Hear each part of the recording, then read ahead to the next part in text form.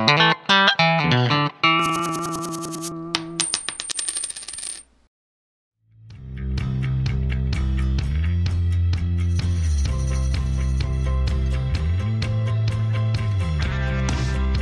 Sobat Invest dimanapun Anda berada. Melanjutkan video saya sebelumnya tentang Selamat Sempurna Tbk, kali ini saya akan mengulas performa keuangan SMSM. Emiten ini dikenal sebagai perusahaan yang royal membagikan dividen setiap tahun. Kita akan menyelami lebih dalam dari perspektif kinerja keuangan, bagaimana SMSM bisa memperoleh konsistensi laba yang stabil dalam jangka panjang, rutin membagikan dividen, dan tetap melakukan ekspansi bisnis hingga mancanegara. Mari kita mulai ulasannya.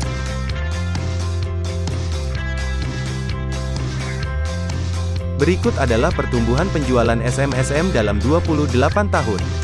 Selamat Sempurna mencatatkan rata-rata pertumbuhan tertimbang sebesar 20%. Menurut saya, pertumbuhan setingkat ini sangat sukar dicapai. Bermula dari tahun 1992 di mana SMSM hanya mencatatkan penjualan 21 miliar, hingga terus bertumbuh menjadi 3,9 triliun pada tahun 2018 dan 2019. Selama periode tersebut, SMSM juga telah bertemu dengan beberapa peristiwa keuangan besar, seperti di tahun 1998, 2008, 2015, dan di tahun 2020 lalu. SMSM tetap berhasil mencatatkan pertumbuhan di tahun 98, 2008, dan 2015. Tapi gagal meneruskan pertumbuhan penjualan di tahun 2020. Tetap saja, meningkatkan penjualan dari 21 miliar menjadi 3,2 triliun bukan merupakan capaian yang mudah. Setali tiga uang, kinerja bottom line yaitu laba bersih SMSM juga mencatatkan pertumbuhan yang luar biasa.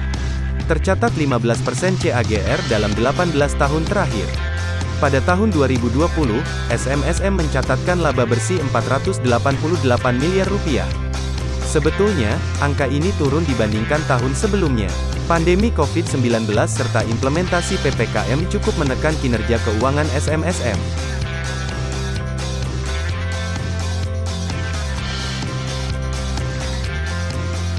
SMSM konsisten membagikan dividen kepada pemegang saham selama 16 tahun non-stop.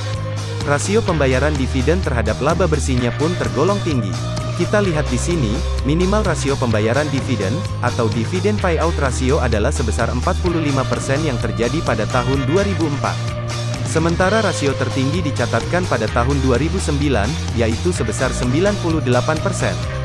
Jika kita cermati lebih lanjut pada periode 2007 hingga 2010, rasio dividennya memuncak.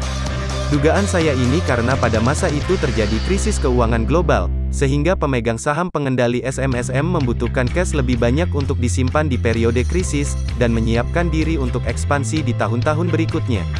Pada tahun 2021 ini, SMSM telah membagikan dividen 3 kali.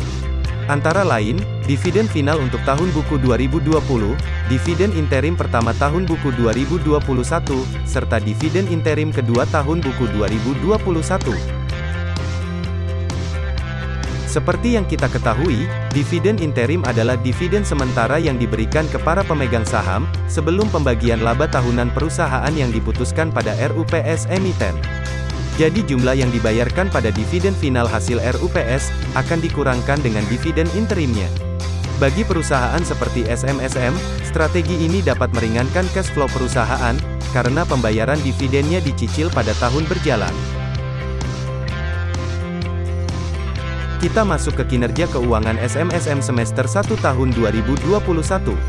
SMSM mencatatkan penjualan ekspor sebesar 1,3 triliun rupiah yang merupakan komposisi 68% dari total penjualan.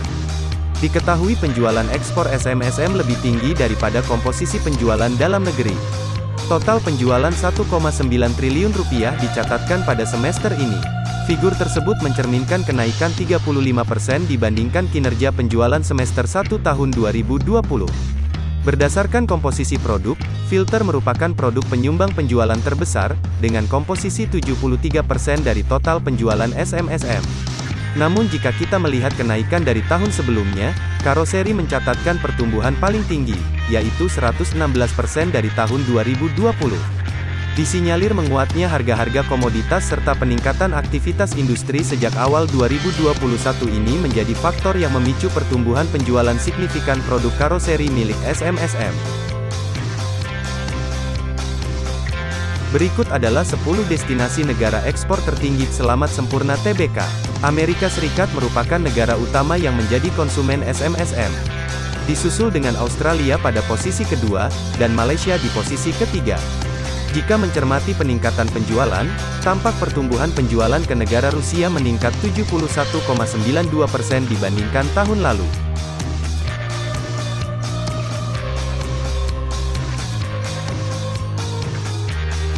Berikut adalah target kinerja SMSM pada tahun 2021. Manajemen Selamat Sempurna mematok pertumbuhan penjualan hingga 20%. Mengingat pertumbuhan penjualan sepanjang 6 bulan ini sudah mencapai 35%, tampaknya selangkah lagi SMSM dapat merealisasikan target tersebut. Sementara itu, target pertumbuhan laba bersih yang hendak dicapai adalah sebesar 15% dari tahun 2020.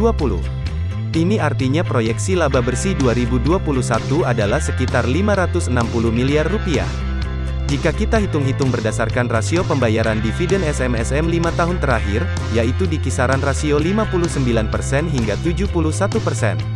Maka, kita ekspektasikan pemegang saham dapat menerima total dividen tahun 2021 antara 330 miliar hingga 398 miliar rupiah. Itulah ulasan singkat kinerja keuangan Selamat Sempurna semester 1 tahun 2021. Subscribe channel ini untuk selalu mendapatkan wawasan baru tentang investasi. Stay healthy and happy investing.